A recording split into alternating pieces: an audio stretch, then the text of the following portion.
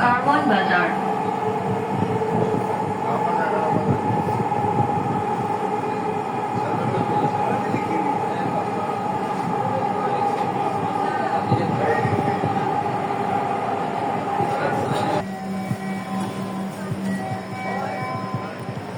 Metro rail থেকে নামলাম আমি ঢাকা বিশ্ববিদ্যালয় যে মেট্রো রেল স্টেশন সেখান থেকে।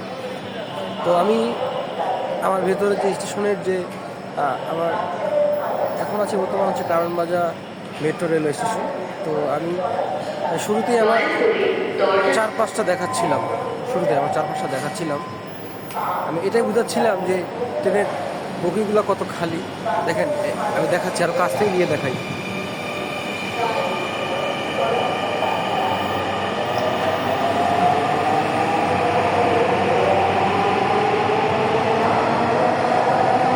অনেকটাই খালি, আমি চাইলে বুঝতে পারতাম, আমি ইচ্ছা করে দাঁড়িয়েছিলাম, ঠিক আছে।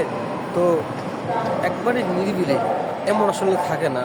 রমজান মাস, আজকে রোজার দ্বিতীয় দিন, আর আমি এখন হচ্ছে ইফতার শেষ হলো সবেমাত্র।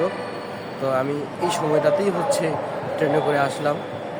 তো এর আগে আমি আসলে এমন কখনো দেখি নাই, এত এত নিরিবিলি আমি এর আগে কখনো দেখি নাই।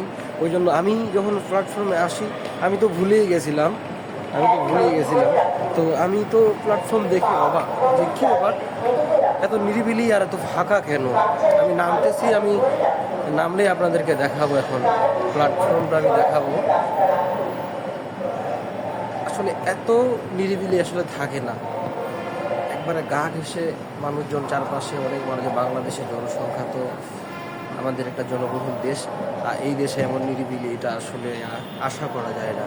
তো আমি ফার্স্ট টাইম আজকে এত নিরিবিলি পাইলাম। এর আগে তো রমজান মাসে আমার ট্রেনে মেট্রো রেলে ভ্রমণ করা হয় নাই, সেই জন্যই আর কি। তো দেখেন প্ল্যাটফর্মটা দেখেন,